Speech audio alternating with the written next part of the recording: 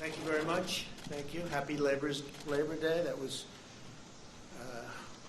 really a very special time I had speaking to some of the labor union heads and other people. They're very happy with the way things are going. As you probably see, the numbers are terrific. So we called some people, wished them a very happy Labor Day, and they told us how they're doing, and we really celebrate the American worker. We are in the midst of the fastest economic recovery in U.S. history. So we have a lot to be thankful for, including this really beautiful day. So I thought we'd do this outside as opposed to in your more normal place. The United States experienced the smallest contraction of any major Western nation. You probably know that. You look around and see how we're doing compared to every other nation. And our rise is spectacular, and we're rebounding much more quickly from the pandemic. The U.S. economy added 1.4 million jobs last month. We've added a record-setting 10.6 million jobs since May. 10.6 million jobs since May. That's a record that is not even close. Second place is a long ways away. In July, the Congressional Budget Office was projecting unemployment over 10.5% through the end of 2020. So they thought 2020, and maybe it would be a lot longer than that. Some projections where you'd go through the entire year, and that includes a lot of months in the following year, 2021. And instead, the unemployment rate plunged, really to the surprise of many, all the way down to 8.4% in August. And that's the second largest single-month decline on record, and we have the first. We have both of them. So we have the two number one declines, decline meaning positive, not negative. We're currently witnessing the fastest labor market recovery from an economic crisis in history, world history. By contrast, Biden presided over the worst, the weakest, and the slowest economic recovery since the Great Depression. It was a long, slow slog, and it was a very small on growth and very small on every other factor that you need. It was the weakest recovery. Under my leadership, next year will be the greatest economic year in the history of our country, I project. And some people are starting to agree. We have a V shape. It's probably a super V. And you see what's going on with the stock market, where it's in certain cases already setting records. The NASDAQ has set 17 records already, and this is as we're hopefully rounding the final turn in the pandemic. First, we'll end the pandemic under Operation Warp Speed. We've pioneered groundbreaking therapies, reducing the fatality rate 85% since April. You don't hear that from the press very often. They don't like to talk about that. So the fatality rate, 85%. Think of that, since April. The United States has experienced among the lowest case fatality rates of any major country in the world. And we are an absolute leader in every way. Under my leadership, we'll produce a vaccine in record time. Biden and his very liberal running mate, the most liberal person in Congress, by the way, is not a competent person, in my opinion, would destroy this country and would destroy this economy. Should immediately apologize for the reckless anti-vaccine rhetoric that they are talking right now, talking about endangering lives, and it undermines science. And what's happening is all of a sudden you'll have this incredible vaccine, and because of that fake rhetoric, it's a political rhetoric, that's all it is, just for politics, because now they see we've done an incredible job, and in speed like nobody's ever seen before. This could have taken 2 or 3 years, and instead it's going to be done in a very short period of time. Could even have it during the month of October. So contrary to all of the lies, the vaccine, that they're politicalized. They'll say anything. And it's so dangerous for our country, what they say. But the vaccine will be very safe and very effective, and it will be delivered very soon. You could have a very big surprise coming up. I'm sure you'll be very happy, but the people will be happy. The people of the world will be happy. Next, we'll return to unprecedented prosperity through our pro-American policies. We'll pass new tax cuts to boost take-home pay. We're going to be cutting taxes very substantially. We get it back through growth. We had tremendous growth until we got hit with the China virus. We'll continue our historic regulatory reduction campaign. We've, as you know, in 3.5 years, we've cut more regulations than any other administration, no matter how long, no matter what period of time you're talking about. We'll enact fair trade deals, and we're working on 7 major fair trade deals right now. And when I say fair, fair to our country, because our country was ripped off by every nation. Friend, foe, didn't matter. Every nation was ripping us off at a level that it's just unbelievable, to be honest.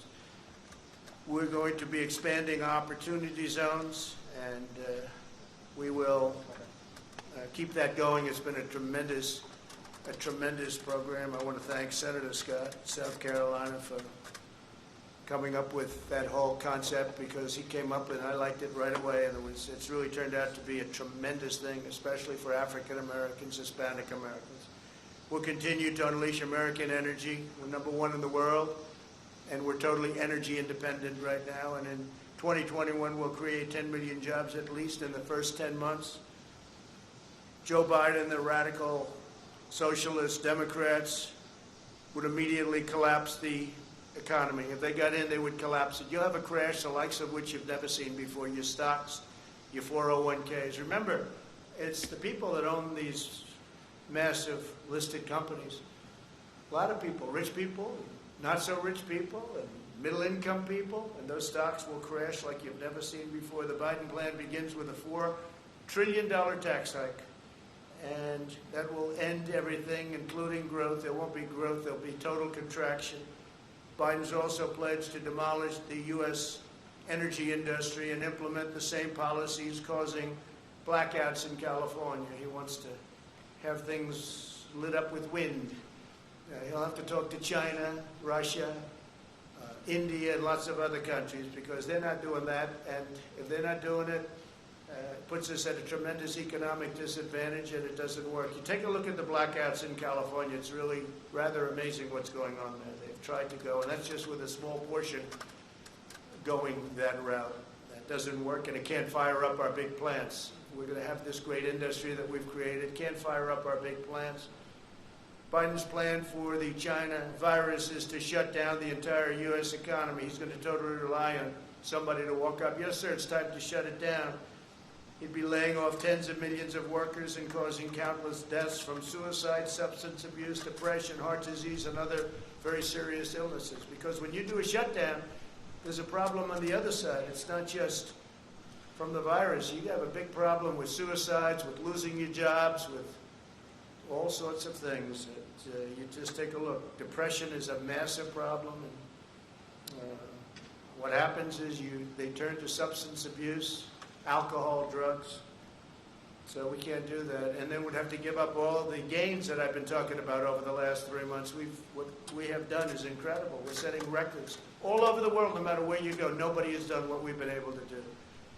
So we're setting records in jobs, we're setting records in numbers, and you're going to see some very big numbers. Third quarter numbers are coming out right before a very special day, November 3rd. So you have the numbers coming out, and they're, I think, going to be fantastic. I think they're going to be fantastic. The best numbers of all, if somebody doesn't come along and raise taxes, double, triple, quadruple your taxes, will be the numbers from next year. But you're going to have a good third quarter number coming out. And I think it's going to be hard for even the media to disparage that number. Biden wants to surrender our country to the virus. He wants to surrender our families to the violent left-wing mob. And he wants to surrender our jobs to China, our jobs and our economic well-being. I've taken in billions and billions of dollars from China. No other president's done what I've done. I've given much of it to the farmers. I've given it to farmers, manufacturers, but I've given most of it to the U.S. Treasury. Nobody's done that. We haven't taken in 10 cents from China ever. They targeted our farmers, and I targeted them. And I gave $28 billion to our farmers. Our farmers wouldn't be existent right now. Right now, they're very happy. In fact, they're setting records on purchases. China is purchasing more corn than they've ever done. Record purchase of corn and soybeans, beef, because they know I'm not happy with them. They know I'm not happy at all. And frankly, I don't want to set the world necessarily to thinking too much about it right now, but there's been no country anywhere at any time that's ripped us off like China has. We lose billions and billions of dollars for years and years, decades. We've lost billions and billions and billions of dollars by dealing with China. We get nothing from China. They get nothing other than loss, other than giving our money, and they take that money and they build their military, and you see they're building up a powerful military. And it's very lucky that I've been building ours up, because otherwise we'd be dwarfed right now by China. It would be a terrible thing, terrible thing. We're way ahead on the nuclear front. We've upgraded our nuclear. Hope to God we never have to use it. But we would be in a position that we are not in right now. But China's spending the money we give them to build up their military. So when you mention the word decouple, it's an interesting word. So we lose billions of dollars, and if we didn't do business with them, we wouldn't lose billions of dollars. It's called decoupling, so you'll start thinking about it. You'll start thinking. They take our money and they spend it on building airplanes and building ships and building rockets and missiles. And Biden has been just a pawn for them. He's been so easy, they dream about Biden. There was a report today that they hope that Joe Biden becomes president. If Joe Biden becomes president, China will own the United States, and every other country will be smiling also. They'll be smiling. When reports come out that certain countries don't really like me too much, that's not because of my personality, although it could be that also, frankly. It's because of the fact that I've been very tough on countries that have been ripping us off for so many years. If you look at NATO, with the exception of 8 countries, we're one of them. Every country is way behind. They're delinquent, especially Germany, in paying their NATO bills. That means we end up paying it, and we're not doing it. I told them, we're not doing it.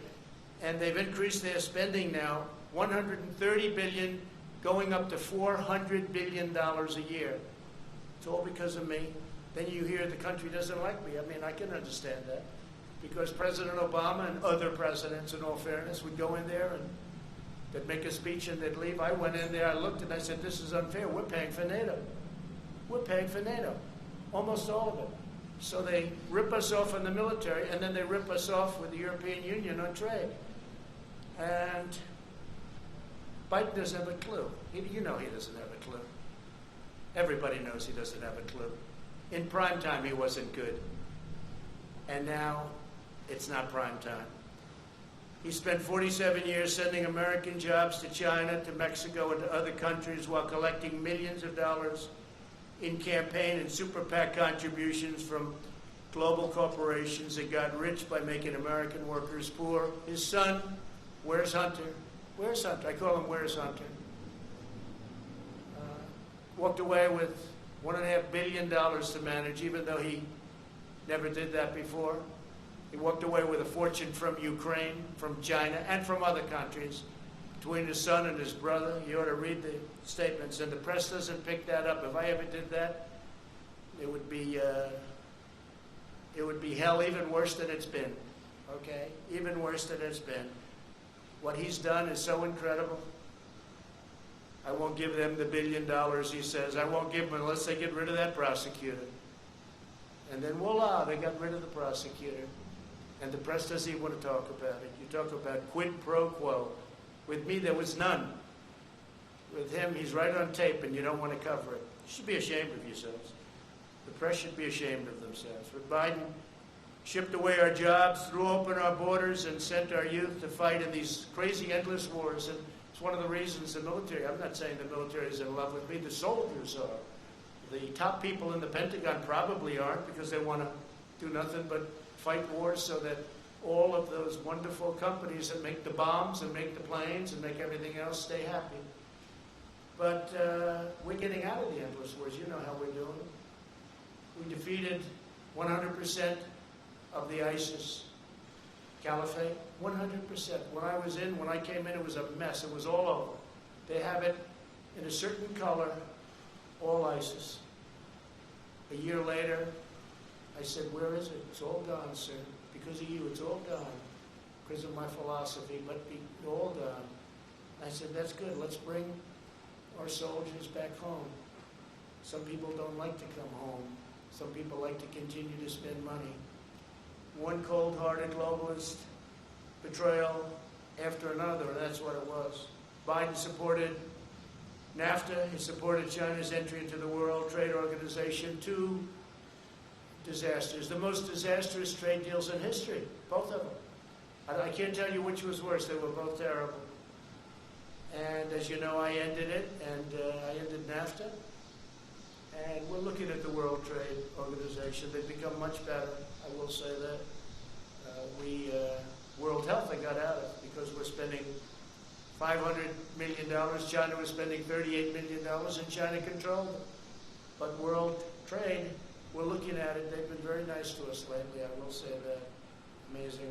We never used to win anything at the World Trade. We'd lose every case. Now all of a sudden we're winning a lot of cases. We just won $7 billion as a case. And they're talking to us much differently than they used to. Because if they don't shape up, we're going to ship out, that's all. We're not treated fairly. China is treated as a developing nation. Developing nation. We're treated as a nation that's fully developed. We're not fully developed as far as I'm concerned. When you look around at Portland and you see what these Democrats are doing to our cities, take a look at what's happening in New York and Chicago.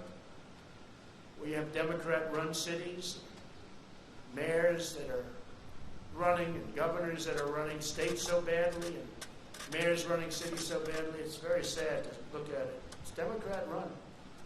Every one of them that I see. I guess we could probably find one or two that aren't, but I don't. So far, I haven't been able to. If you look at Biden, he supported TPP, Trans-Pacific Partnership, which would have been a disaster, would have destroyed our automobile business. By the way, many plants are being built right now, auto plants in Michigan, just like I said. They're being built in Ohio, they're being built in South Carolina, North Carolina. They're being built all over and expanded at a level that we've never seen before. Because I said to Japan and Germany and others, sorry, you got to come here and build plants, otherwise we're going to have to make it very tough on you with tariffs. And we got out of the horrible Paris Climate Accord that he'll go back into because, you know, it sounds wonderful. It's a disaster for this country. They basically taken away your wealth, the Paris Climate Accord. And the other countries don't have to adhere to it. China doesn't kick in until 2030. They don't have to do anything until 2030. We had very high standards. We would have had it closed under some scenarios. 25% of our businesses in order to qualify under this ridiculous Paris Climate Accord. Sounds good. It was very bad, very expensive. The New York Times has just published an entire story on Biden's China sellouts, which is amazing for the New York Times. I appreciate that. In 2001, Biden said the United States welcomes the emergence of a prosperous, integrated China on the global stage because we expect this is going to be a China that plays by the rules. They didn't play by the rules. They didn't play by the rules. The World Trade Organization, one of the reasons it's so bad is that China didn't play by the rules. We did, but their rules were easier because they're considered a developing nation. So they had a much lower standard. But even that, they didn't play by the rules. That's when they became a rocket ship.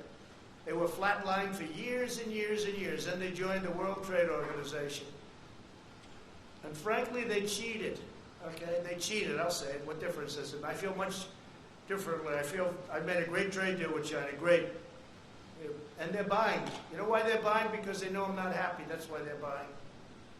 And I talk about it because today is Labor Day. And it's a good time to talk about when we're being ripped off by countries, but nobody's even close to China. Biden cheered China's rise as a great power because great powers adhere to international norms in the areas of non-proliferation, human rights, and trade. Well, they didn't. They took advantage of stupid people. Stupid people. And Biden's a stupid person. You know that. You're not going to write it, but you know that. The cost of Biden's economic treachery was 60,000 shuttered American factories, and I hear this morning the real number is probably 70,000. 70,000 shuttered American factories, and he's talking about how wonderful it is with China. No, China's been very bad, on top of which we had the China plague sent to us, and other viruses, nothing near this serious, but the swine. We had other viruses sent in over the years that came from China. I wonder why. If Biden wins, China wins, because China will own this country. If Biden wins, China will own this country, and hopefully you're not going to be able to find that out. It's the most important election in our history, right now. Most important election in our history. Under my administration, we will make America into the manufacturing superpower of the world, and we'll end our reliance on China once and for all. Whether it's decoupling or putting in massive tariffs like I've been doing already, we're going to end our reliance on China, because we can't rely on China. And I don't want them building a military like they're building right now. They're using our money to build it. We'll manufacture our critical medical supplies in the United States. We'll create made-in-America tax credits and bring our jobs back from China to the United States, and we'll impose tariffs on companies that desert America to create jobs in China and other countries. If they can't do it here, then let them pay a big tax to build it someplace else and send it into our country. We'll prohibit federal contracts from companies that outsource to China, and we'll hold China accountable for allowing the virus to spread around the world.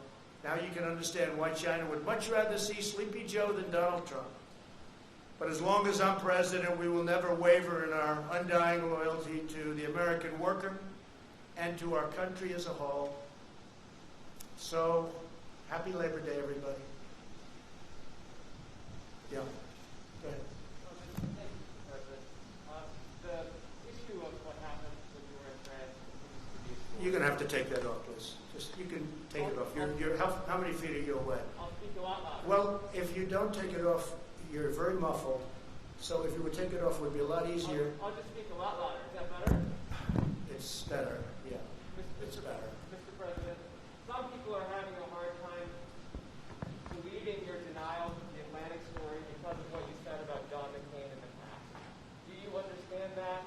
And have you asked John No, I don't understand. And have you asked John Kelly to refute that story? No, I don't understand it at all, no, because I've always been on the opposite side of John McCain. John McCain liked wars. I will be a better warrior than anybody, but when we fight a war, we're going to win them. And frankly, I was never a fan of John McCain. You know that. It's been very obvious.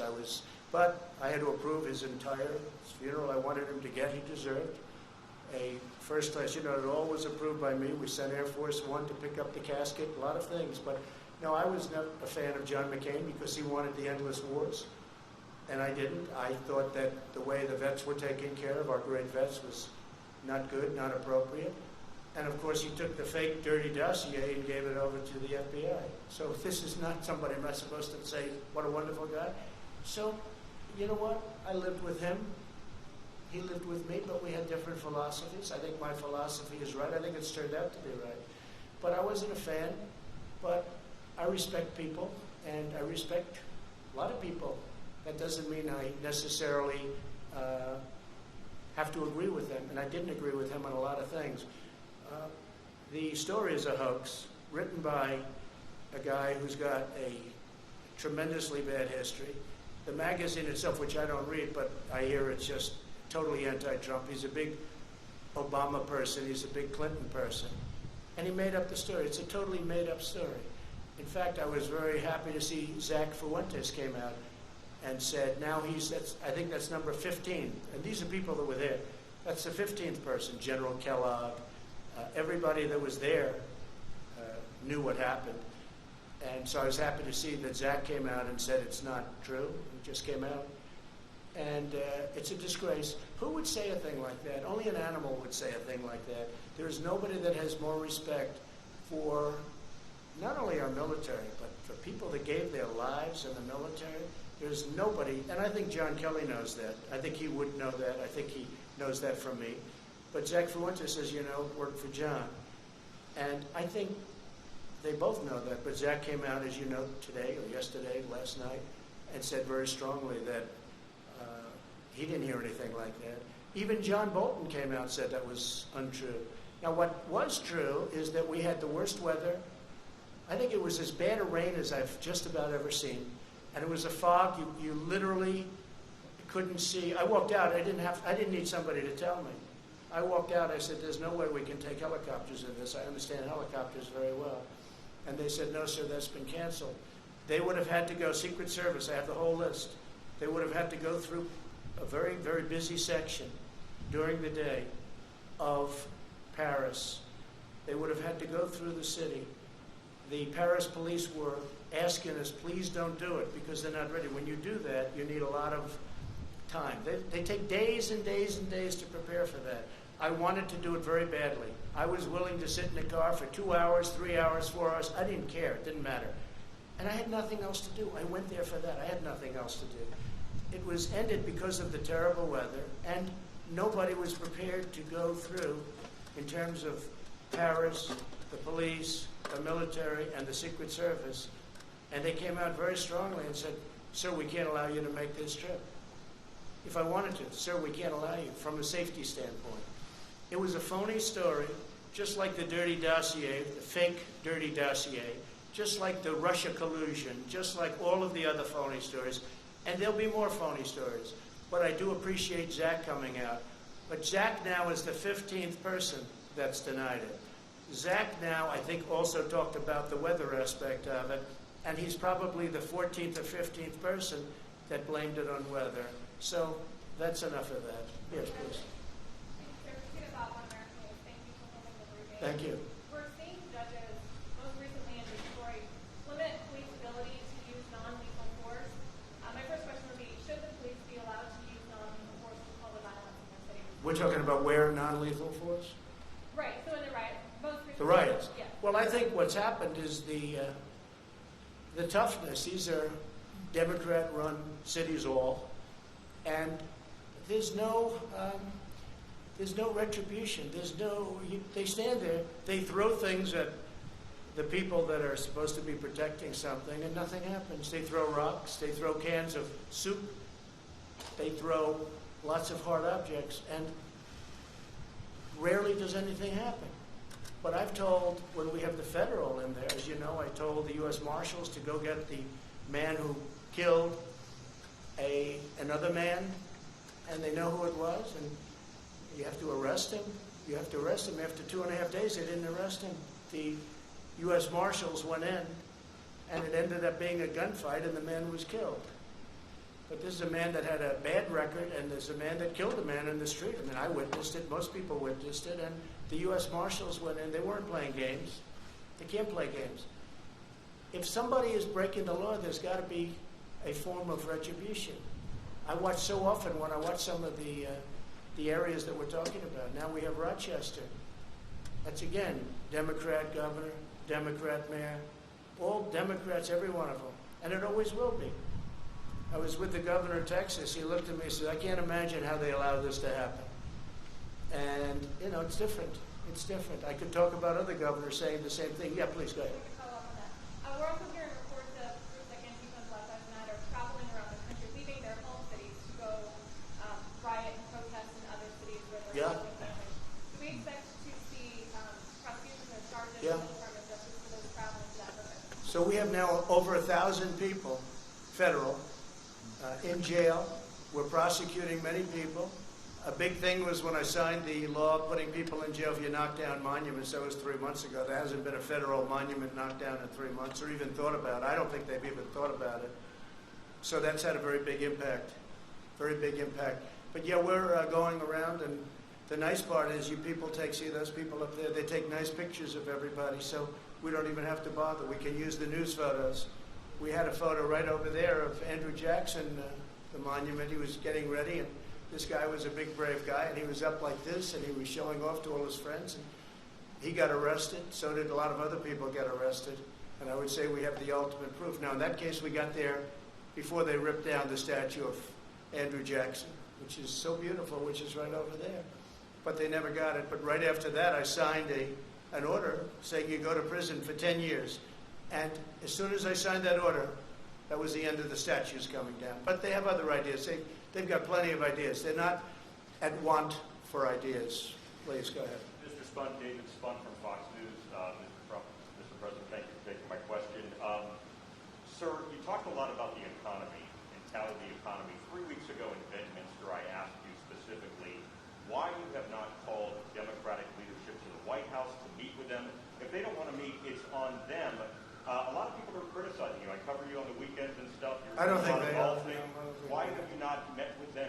person. I mean, we're in September. There's no deal. There's no hope of a deal. We're 2 months out from the election. Don't say there's no hope. Why do you say there's no hope? What What do you know? What can you say? What do you know? It doesn't seem like. And let me just tell you, I know my customers. That's what I do. I know Pelosi. I know Schumer very well. They don't want to make a deal because they think it's good for politics if they don't make a deal. This has nothing to do with anything other than you have to know who you're dealing with. I do. These are people that I don't have a lot of respect. I don't think they have a lot of respect for the American people. And I know who I'm dealing with. And I don't need to meet with them to be turned down. They don't want to make a deal because they know that's good for the economy. And if they make a deal that's good for the economy, and therefore it's good for me for the election in November 3rd, and therefore they're not going to make a deal. Now, if we gave the store away, if we bailed out all of their Democrat-run cities where we give them $1 trillion, which is the kind of money they want $1 trillion to bail out badly run Democrat cities and states, whether it's New York or Illinois or others, they want to bail them out. And we're saying, well, we're not going to pay that kind of a price in order to bail the cities. We'll do something to help cities, but that's going to have to rest on its own. And why didn't you do this at the beginning? Because they could have done it at the beginning. So I know who I'm dealing with. And I'm on the phone with Mnuchin and with Meadows and with all of these people constantly, while they're there. But I also know when it's time to meet with people. I've done very well with deals, okay? That's what I do. And I know when it's time to meet. But I don't have to meet them in order to be turned down and in order for them to walk out to the sticks, which is the microphones, and give you people a false report of what just took place in the Oval Office. So they don't want to make a deal because they think that if the country does as badly as possible, even though a lot of people are being hurt, that's good for the Democrats. But, David, that's a bad thing. Yeah, please go ahead. But as president, shouldn't you take the high road, sir? I am taking the high road. I'm taking the high road by not seeing them. That's the high road. Yeah. And if I thought it made a difference or would make a difference, I'd do it in a minute. Yeah, go ahead. David Jackson, USA Today. My question is about the Durham report, which you have talked about recently. So let's see what happens. Now, you've accused people of committing crimes against you during the Russian investigation. Yeah, sure. They spied on my campaign. That's right. They spied on my campaign, and if they were Democrats, they would have been in jail 2 years ago. They would have been in jail, literally, if this side were the Democrat side, they would have been in jail 2 years ago for 50-year terms for treason and other things. Excuse me, my question is, do you want the Justice Department to indict people over this? I'm not going to say that. I have to see the report. I haven't seen it. I don't know if that was a good thing, smart thing, I don't know. But nobody can complain about it. I have every right to have been very much involved. And maybe someday I'll get involved in it. They spied on my campaign, and that includes Biden and Obama. They spied on my campaign trying to defeat me. They wrote up a fake dossier that has proven to be totally fake, written by Christopher Steele, paid for by Hillary Clinton and the Democrats. And they used that illegally in the FISA courts. If we did what they did, you would have many people in jail right now. And you have, other than the one agent that admitted his guilt, that he forged documents, we don't have that yet. But the report hasn't been issued yet. Let's see what happens. But let me just say something. President Obama and Biden, Sleepy Joe, he knew everything that was happening. They were spying on my campaign and they got caught. Now let's see what happens. But if this were the opposite way, people would have been in jail. They would have been in jail already for a period of at least, it would have started 2 years ago, and it would have been for 50 years for treason. Because you can't do that. That's never, and nothing like that's ever happened before. Then they created, at tremendous expense, the money they paid is tremendous. I'm sure you know the money that was paid. Millions of dollars. They created a fake dossier. A fake dossier, proven to be now fake. Everyone, and they used it in the FISA courts. That's a crime. So far, I haven't seen anybody have a problem, but the report hasn't been issued yet. Let's see what happens with the Durham report. But this started at Obama. And some people would say, and some people, well, but he was the president, like, let's leave him alone. If it were me, they wouldn't be leaving me alone, I can tell you. It's a totally double standard, and it's a disgrace. And if I were a Republican senator, and if I were a Republican congressman, and we have some great ones, but we have a lot of them that don't fight the way that the other side fights. We have much better policy. We have much better things going for us, like borders and walls and immigration. and no sanctuary cities, and they have a lot of bad stuff going. But they're dirty fighters. And the dirtiest fight of all is the issuance of 80 million ballots. Unrequested. They're not requested. They're just sending 80 million ballots all over the country. 80 million ballots, non-requested. I call them unsolicited ballots. That's going to be the dirtiest fight of all. People are going to get ballots. They're going to say, what am I doing? And then they're going to harvest. They're going to do all the things. And if you look at the last period of 6 months, take a look at the races where they've sent ballots out. Take a look at Carolyn Maloney, whose race should be redone because she won that race totally unfairly to her opponent. Her opponent did very well against her. That race should be rerun. But they declared her the winner because they heard I found out about it. But take a look at what's happened in New Jersey and in Virginia and different places. It's a disgrace. That'll be a beauty. Yeah, please. Thank you, Mr. President. If proven true, are you okay with Postmaster General DeJoy and the fact that he asked former employees at his private company to make donations to the GOP and then reimburse them? Are you okay with that? I don't know too much about it. I read something this morning, but I don't. Other than that, I have to see it. He's a very respected man. He was approved very much by both parties, I guess. It was sort of an approval that took place by both parties. I don't know exactly what the story is. I'll certainly know within a short period of time. I just read it for the first time. I read it this morning just like you did. Do you support an investigation, sir? Sure. And I think let the investigations go, but he's a very respected man. Again, it was a bipartisan commission. Postmaster General is appointed by a bipartisan commission, and we'll see how that goes. But no, I think he's a very honest guy, but we'll see. Yeah. Thank you, Mr. President. Mr. President, Go ahead, follow up, please, if you don't mind. If it's proven to be a campaign finance scheme, do you think he should lose his job? Yeah, if something can be proven that he did something wrong, always. Thank you. Always. They've been looking at me for 4 years. They found nothing. 4 years. Think of it. For 4 years. From the day I came down the escalator, I've been under investigation by sleaze. And they found nothing.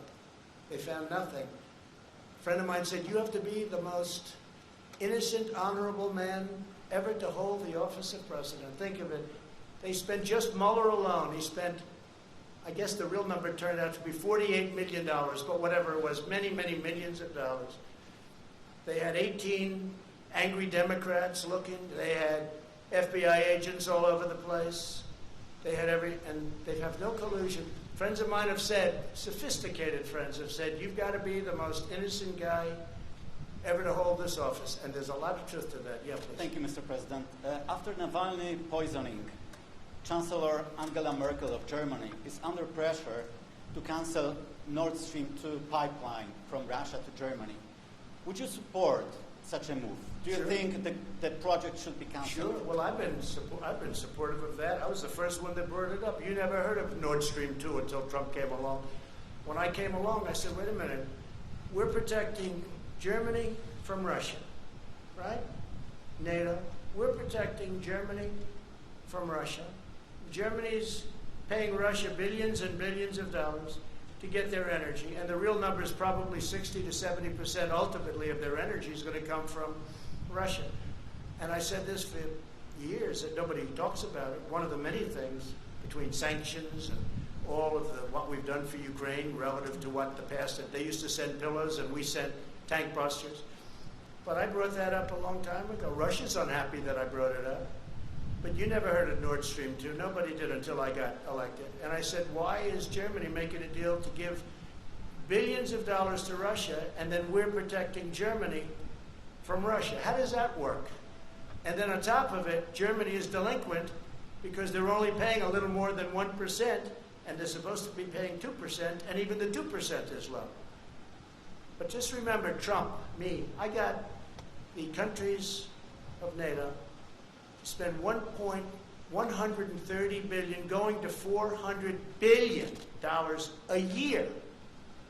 Think of it, $400 billion a year more for NATO. And the purpose of NATO primarily is Europe protection against Russia. Now they can use it for other, I guess, and they have a little bit in the Middle East, et cetera, et cetera. But I'm the one that did that. So But nobody talks about that. Nobody talks about Nord Stream 2. The answer is absolutely if they feel that something happens. But I don't know that Germany's in a position right now, because Germany's in a very weakened position energy-wise. They're closing all their plants. They're closing their nuclear. They're closing their coal. They're closing a lot of plants. And they have put themselves in a very bad position, frankly. Very, very bad position. Yeah, please. Can I follow up on that Nathan's question? Have you asked John Kelly to publicly refute the Atlantic and then ask him? No, I have nothing against John. I have nothing against anybody, no. I was very heartened to see that a friend of his, because I know Zach is a friend of his and worked for him, I was very heartened to see that Zach Fuentes came out with the statement that he did, I guess, late last night, that it was not true. Can I ask another question? Mr. President, what exactly is un-American about federal government training programs that are aimed at improving inclusivity? Well, we're going to do a report. Yeah, I fired those people. They're all gone. And it was a disgrace, frankly. And we're going to give you a big report that's going to make you very happy. All right. Yeah, please. Thank you. Darlene Superville, AP. You said a moment ago, they'll say anything. You were talking about Joe Biden and Kamala Harris and their comments about the vaccine. No, they say worse. They say negative. They say negative. They're going to make the vaccine into a negative so that when we have it, and I spoke to the head of Pfizer, I spoke to the head of Johnson & Johnson, I spoke to the head of the greatest medical companies in the world. We're doing great. We're going to have it soon. Wait a minute. So now what they're saying is, oh, wow, this is bad news. President Trump is getting this vaccine in record time. By the way, if this were the Obama administration, you wouldn't have that vaccine for 3 years. You probably wouldn't have it at all. So we're going to have a vaccine very soon, maybe even before a very special date. You know what date I'm talking about? Yeah. Let me just tell you, wait. And what they're doing, because they think it is going fast, and if you talk to a lot of your sources, if you have sources, if you talk to your sources in the FDA, you'll see it's going very, very well. The numbers are looking unbelievably strong, unbelievably good. So now they're saying, wow, Trump's pulled this off. Okay, let's disparage the vaccine. That's so bad for this country. That's so bad for the world to even say that. And that's what they're saying it. But I watched Kamala's poll numbers drop from 15 to almost 0, and then drop out even before she ran in Iowa because people didn't like her. And I understand why. She will never be president, although I have to be careful because Obama used to say that about me, so I have to be a little bit careful. Right. But you have to look at her a little bit more closely because obviously Joe's not doing too well. So you're going to have to look at her a little bit too closely. But she's talking about disparaging a vaccine so that people don't think the achievement was a great achievement. I don't want the achievement for myself. I want something that's going to make people better, that people aren't going to get sick with. That includes therapeutics, where we're doing equally as well. Therapeutics. Go ahead. Your point is that what they're saying is that they're saying it for political purposes. Yes. You have asserted repeatedly that a vaccine will be on the market before the election. No, I didn't say they will. I said by the end of the year. The same thing that No, but you're not quoting me accurately. I said that vaccines will be on the market before the end of the year, but they may even be on the market. They may even be developed and fully developed, tested, everything else. You know, we have 30,000 people in just one vaccine right now under test in very, very highly infected areas. So we're going to be able to get a good result one way or the other very soon. So I didn't say what you said. What I said is by the end of the year, but I think it could even be sooner than that. It could be during the month of October, actually. Could be before November. But aren't you also saying that for political reasons? No, I'm saying that because we want to save a lot of lives. With me, it's the faster the better. With somebody else, maybe they would say it politically, but I'm saying it in terms of this is what we need.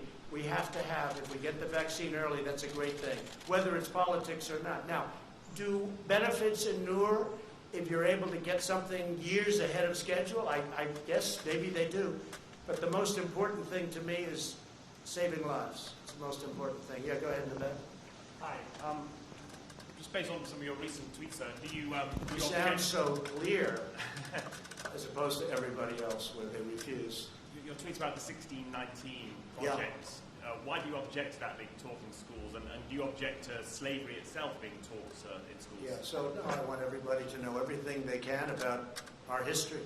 I'm not a believer in cancel culture, the good and the bad. If you don't study the bad, it can happen again. So I do want that subject studied very, very carefully and very accurately.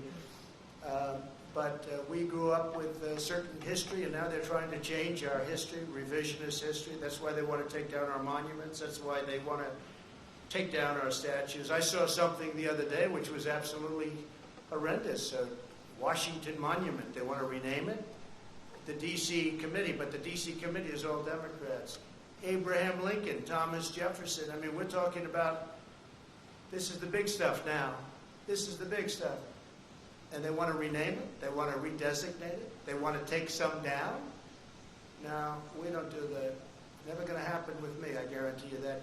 Well, I want to thank you all, and I just want to wish you a very happy Labor Day. And we're having tremendous success, whether it's on the vaccines, whether it's on the pandemic, the plague that came in from China that China should have never let happen, because I will never feel the same about China.